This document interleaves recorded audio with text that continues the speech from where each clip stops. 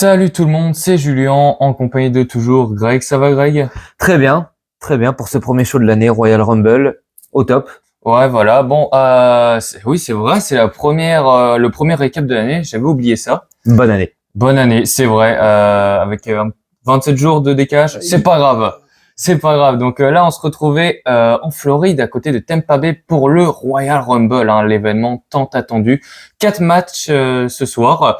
Et donc, on commence pas par un match, mais tout d'abord par l'arrivée de l'un de nos commentateurs préférés, Pat McAfee. Il est là. Voilà, en synchro en plus, c'est magnifique. Voilà, la surprise, comme l'année dernière d'ailleurs, il est arrivé, ça fait plaisir à Michael Cole, ça fait plaisir à tout le monde. Et ensuite, le show a pu débuter. On a commencé avec le Royal Rumble match féminin. Voilà, ça commence tout de suite avec les 30 femmes qui vont se succéder. Première entrée, Natalia. Voilà, pourquoi pas. Ouais. Deuxième entrée, surprise. Un retour de Naomi. Et oui, là on s'est dit, waouh, tout peut arriver ce soir. Donc ensuite voilà, un premier affrontement entre les deux. Et en troisième position, qui arrive? Eh ben Bayley. La petite chouchoute du moment, on va dire. Voilà, elle faisait partie des favorites dans ce match. Et d'ailleurs, dès le début, elle va faire beaucoup d'éliminations. Elle va être terrible, hein, Bayley, hein, durant ce match. Hein. Elle a enchaîné, ça rentre, ça ressort direct par-dessus la troisième corde grâce à Bayley. Ça enchaîne jusqu'à la 7e position où ça commence un peu à être plus lourd. Asuka rentre. Ouais, voilà, Asuka. Ensuite, 10e Bianca. Et à un moment, on aura eu donc Kairi Sane et Asuka qui ont tenté de se sauver. Et là, c'est le petit moment où on s'est demandé qu'est-ce qui s'est passé. Kairi Sane qui était à deux doigts de nous sortir le sauvetage de l'année, hein, sur le tablier du ring. Mais non. Oui, mais non. C'était presque beau, mais il y a comme la chute à la fin. Ouais, voilà, les deux sont éliminés très rapidement et Bayley se retrouve toute seule, à partir de la 13e position, quelque chose comme ça, même pas la moitié du match. Ouais. Donc ça fait peur pour Bayley et pour la suite du Damage Control. Donc ensuite 21e position. Eh ben, moi, c'était ma favorite. On verra plus tard que je suis pas très bon en prono. Becky Lynch qui rentre en 21e position, qui fait une belle rentrée, qui tabasse de partout, droite gauche. Ouais, voilà. Ensuite, là notre moment préféré. La meilleure position, la 24e. Qui on voit arriver? Qu'est-ce qu'on entend? R-Truth. Allez-y, expliquez. Bon, alors, c'est censé être Valhalla qui arrive, sauf que R-Truth prend sa place. Il arrive, il rentre dans le match, il se sortit directement par Nia Jax, il ne comprend pas, il s'est trompé de match. Il arrive dans le Royal Rumble match féminin au lieu du masculin. Adam Pearce qui vient le chercher, qui lui explique. R-Truth qui a rien compris. Comme la bonne position, mais pas le bon match. Bon, allez, 1 sur 2, on peut lui pardonner notre ami R-Truth. Il s'en va ainsi, R-Truth, on le retrouvera plus tard, ne vous inquiétez pas, mais ça nous a quand même bien fait rire.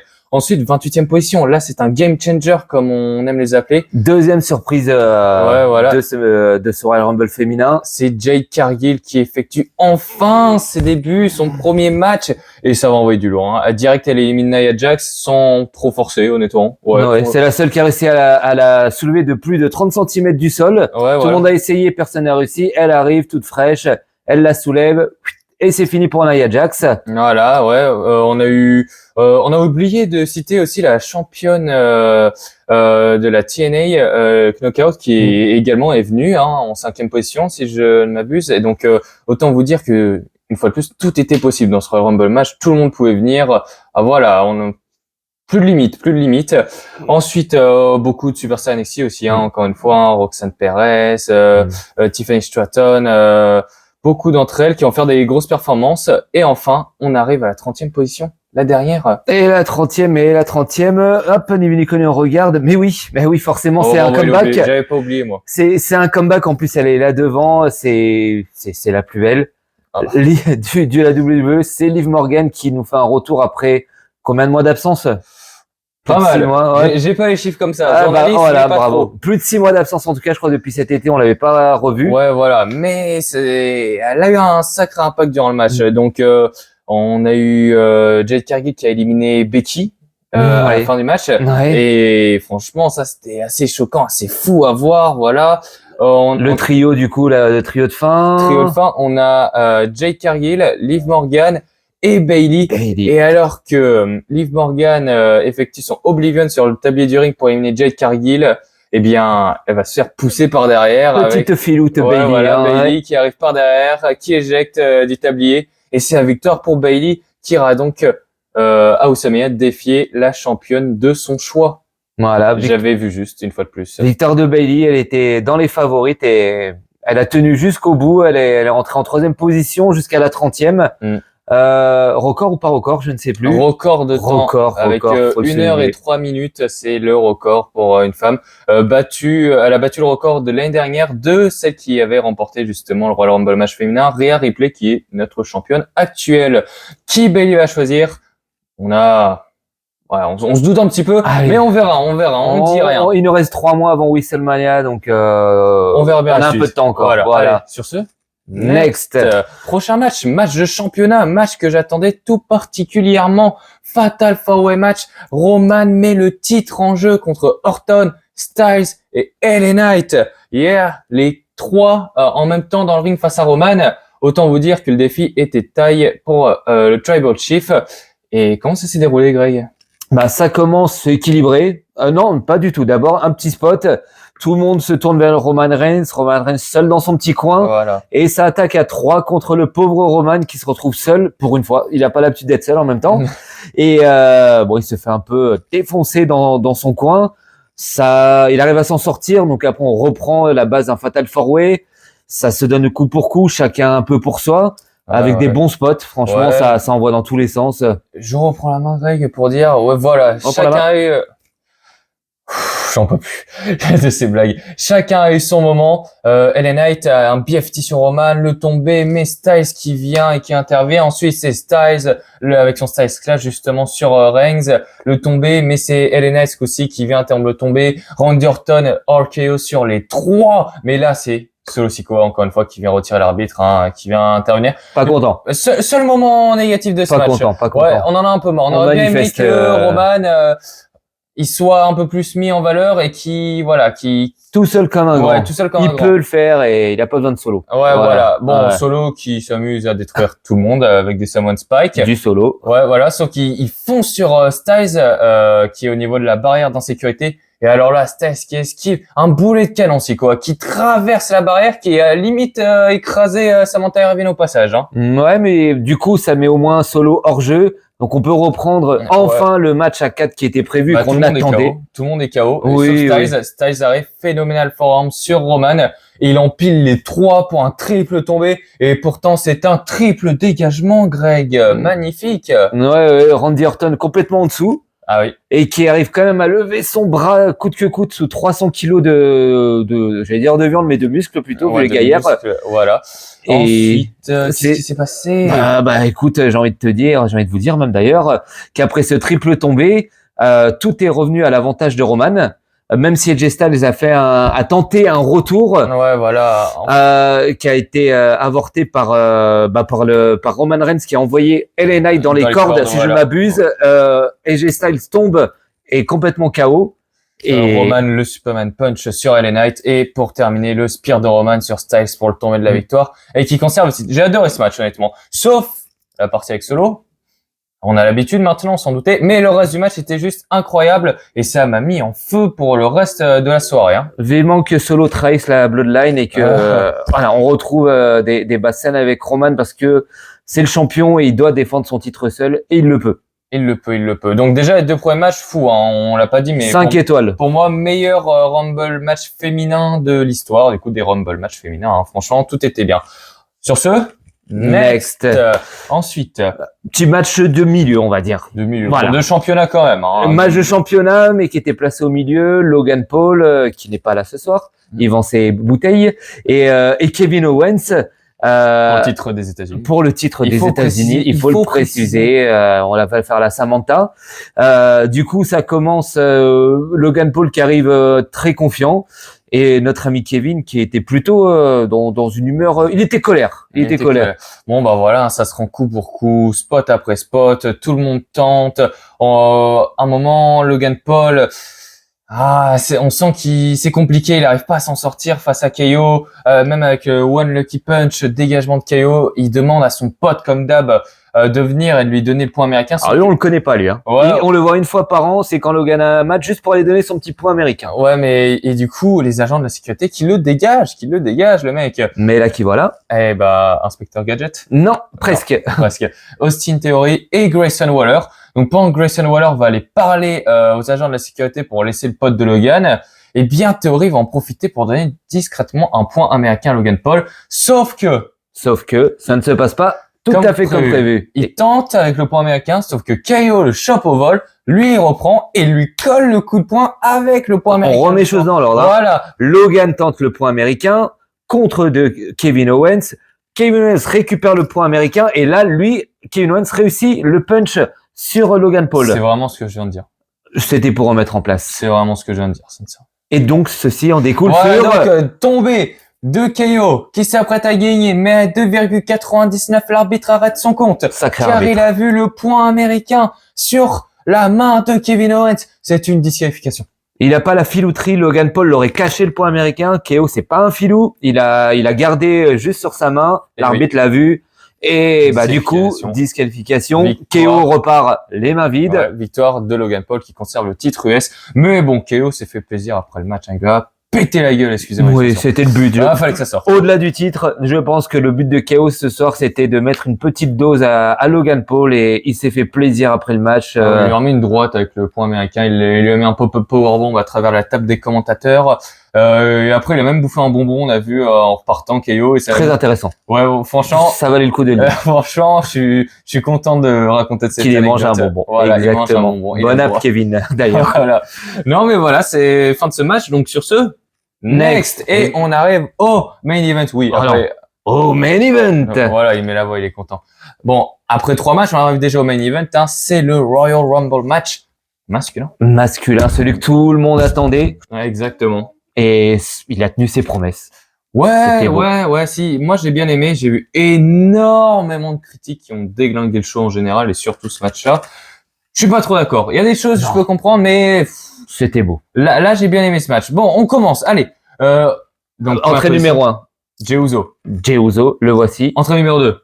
Forcément, on l'espérait aussi. La confrontation. Jimmy qui vient rentrer en numéro 2.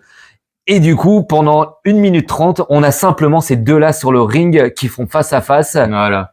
Et ben, ça se casse la gueule. Comme deux frangins qui s'apprécient plus trop. Bon, ensuite, on enchaîne avec Grayson en 3e position, qui veut nous faire un Waller Effect en plein milieu du match. Soit. Bon, ça va pas trop marcher. Parle pas, bonhomme, va te battre. Va te battre. Et du coup, il sera le premier éliminé de la soirée. Mais déjà. On l'aime bien, Grayson, du coup, on va rien dire. 4e position, un retour. Un retour. Il a oublié. Non, c'est Andrade. Oui, Andrade. Andrade, si tu veux l'accent. Andrade, le frère presque jumeau de notre ami que j'ai perdu son nom. Santos Escobar. On les confondrait presque tous les deux. Oh là là. Et d'ailleurs, qui est Santos Escobar qui est entré peu de temps après, qui a tenté une petite alliance. Ouais, ça n'a pas marché. Andrade, non, il était pas chaud, donc ça s'est fighté.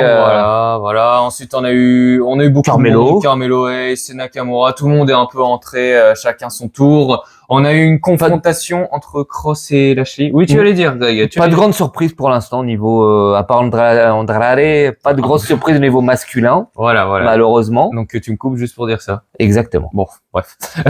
Karrion Kross qui a confronté Lashley. Bon, ça s'est éliminé tout ça. Il y a tout AOP qui viennent aider. J'ai oublié le nom aussi, Karrion Kross. C'est magnifique. On fait plus de botch que les catcheurs, quoi. Heureusement qu'il est pas 4h du mat. Non, en effet. Bref, du coup, ça se fight, les Street Profits qui viennent, ça se jette dans le tas, bagarre générale, Kaiser qui arrive juste après. Il comprend rien, il voit que tout le monde se bat. Bon, lui, il y va, hein, écoute. Hein. Bon, des petites entrées, Theory, Carlito, Kaiser, jusqu'à l'entrée numéro 15. Et là c'est le tournant. Game changer encore, oui, je l'ai placé 2 fois. C'est magnifique. En français, un tournant. Le tournant du Royal Rumble. Numéro 15.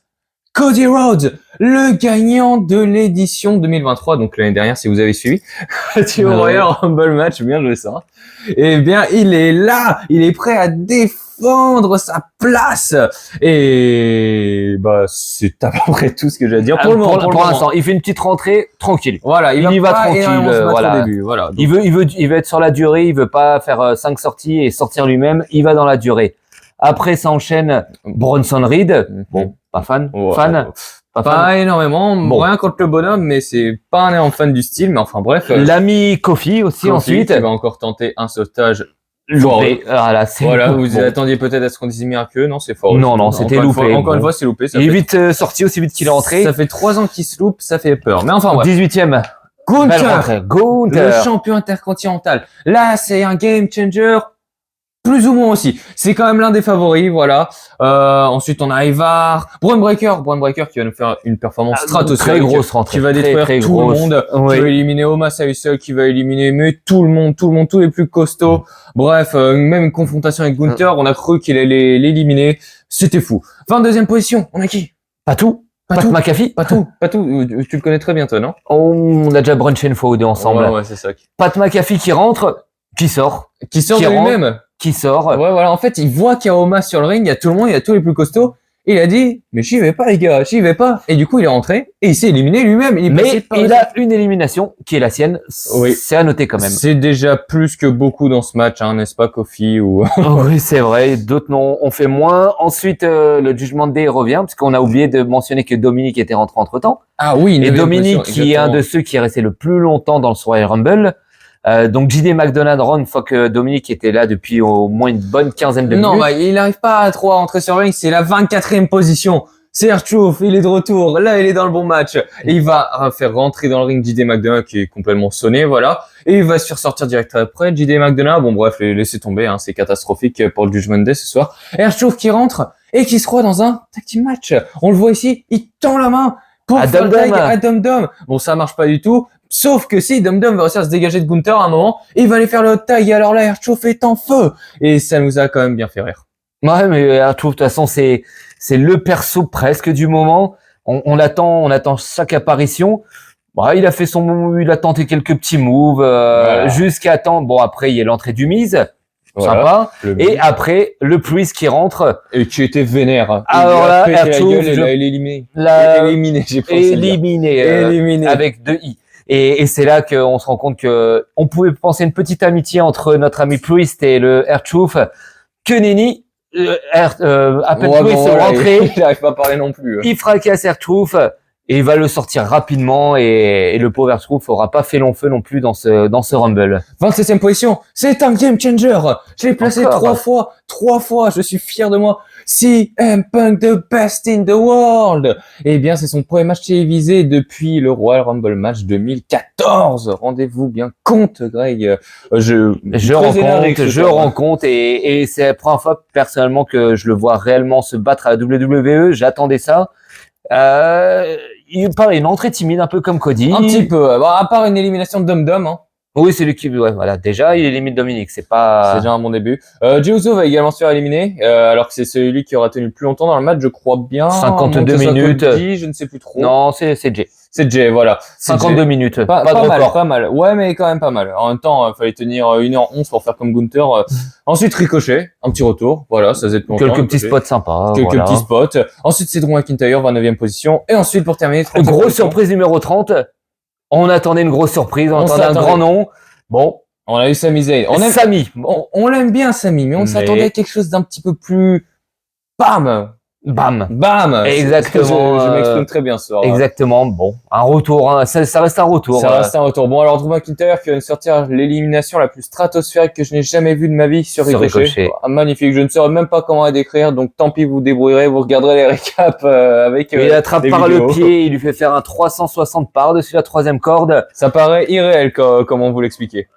C'était magnifique. C'était magnifique quand même. Bon, voilà. On se retrouve. Sami Zayn qui élimine Priest. Sami Zayn qui se fait éliminer derrière. Le Final Four. C'est ça qu'on attend. Gunther, McIntyre, Punk, Cody Rhodes. Voilà. Et donc, après que McIntyre ait fait un boulot de dingue, hein, il est mort sur tout le monde, eh bien, il perd trop de temps. Il a une histoire personnelle avec Punk. Et Punk qui va le contrer et l'éliminer, Drew, l'éliminer. Et juste après, c'est Cody qui va difficilement réussir à éliminer Gunther. Mais ça va quand même le faire. Et on a notre final 2.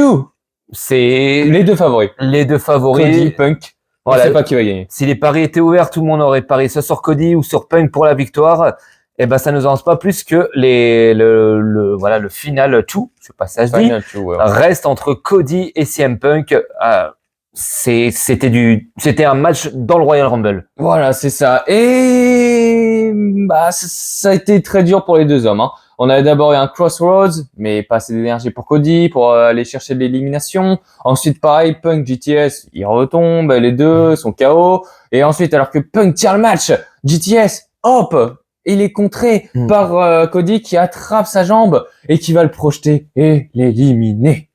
Et enfin, je vous laisse annoncer parce que c'était le moment. On y va. Cody remporte donc le Royal Rumble match 2024. Il remporte le Royal Rumble match pour la 2e année consécutive. Il est le premier homme à faire ça, déjà dans le 21e siècle. Et depuis, dans toute l'histoire, Stone Cold Steve Austin qui avait réalisé cet exploit en 1987-1998 et il rejoint donc un cercle privé avec Shawn Michaels en 95 et 96, Stone Cold donc 87-98 et Hulk Hogan en 90 et 91. Ils sont que 4 à l'avoir fait 2 années consécutives. C'est la minute historique. Voilà, il fallait que ça sorte. Mais du coup, il va avoir certainement sa revanche sur Roman à WrestleMania. Oui, il l'a pointé du doigt depuis les tribunes, donc on se doute que là il veut finish his story. Voilà, l'histoire va se terminer à WrestleMania. Le chemin est tout tracé pour Cody.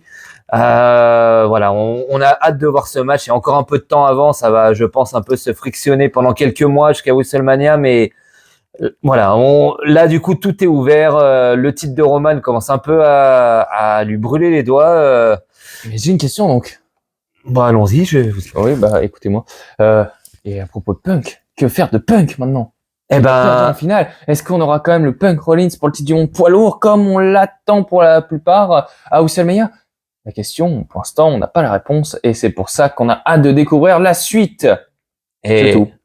C'est tout. C'est tout. On va pas conclure comme ça parce que c'est bien moche. C'est bien moche. Moi, je conclurai par une note qui est quasiment d'un 5 étoiles. Ouais, tout le monde pas tout le monde, mais beaucoup de personnes ont détesté et ont critiqué ce show. Je ne suis pas d'accord. Non, je ne suis pas d'accord. J'ai beaucoup aimé ce show. C'est sûr, il y a des petits détails par-ci par-là. Forcément, on aurait tous préféré voir tel retour ou tel vainqueur, mais quand même, ça reste un show exceptionnel. Moi, je suis content. Moi, je valide. Et sur ce, je vous dis à la prochaine. 24 février. 24 février, on se retrouve à Perth, en Australia, pour Elimination Chamber. Et oui, on va voir, il y aura certainement d'autres surprises que ça reste encore sur la route de WrestleMania. Et oui, ça y est, ça a commencé la route pour WrestleMania. Et on a hâte de la découvrir et de la partager avec vous. Oh, quelle phrase, c'est magnifique. Est-ce qu'on terminerait pas là-dessus? On va terminer là-dessus. On va féliciter Cody d'un côté, Bayley, elle est pas à la sort, mais Bayley de l'autre pour sa victoire. Exactement. La route de WrestleMania est ouverte. Et maintenant, c'est que du bonus jusqu'au mois d'avril à Philadelphie. Exactement. Et si vous avez aimé cette vidéo, n'hésitez pas à liker, à vous abonner et à commenter comme d'hab, vous connaissez maintenant. Et sur ce, Greg, je vous dis ciao. À plus. On se revoit.